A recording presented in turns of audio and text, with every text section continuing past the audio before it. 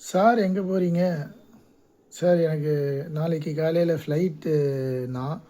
நான் வந்து இது போகிறேன், நியூயார்க் போயிட்டு, வாஷிங்டன் போயிட்டு, கலிஃபோர்னியா போயிட்டு ஒரு 1 மாதம் நல்ல உல்லாசம் நல்ல ஊர் சுற்றி பார்த்துட்டு கொஞ்சம் வேலை செஞ்சுட்டு ரிட்டர்ன் வந்துடுவேண்ணா.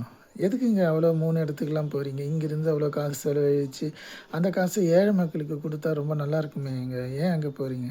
இல்லைங்க, அங்கே விதவிதமாக நிறைய சாப்பிடலாம், நிறைய இடம் பார்க்கலாம், வேலையும் செய்யலாம், நிறைய சம்பாதிக்கவும் சம்பாதிக்கலாம்.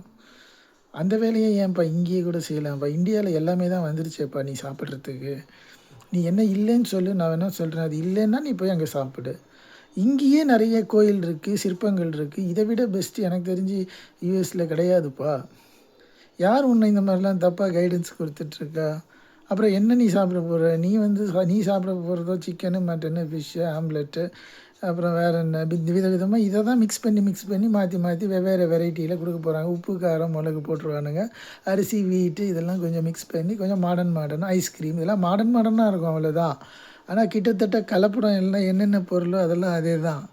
உன்னை ஏமாத்துறாங்க. நீ அங்கே போய் தேவையில்லாமல் காசு செலவழிச்சிட்ருக்க. அந்த காசை அழகாக கொண்டு வந்து ஏழைங்களுக்கு கொடுத்தேன்னா உனக்கு புண்ணியம் வந்து சேரும்.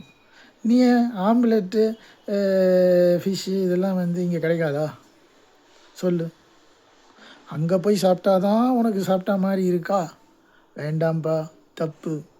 இங்கே இருக்கிற ஏழைகளுக்கு உன் காசு எல்லாத்தையும் கொடுத்துரு.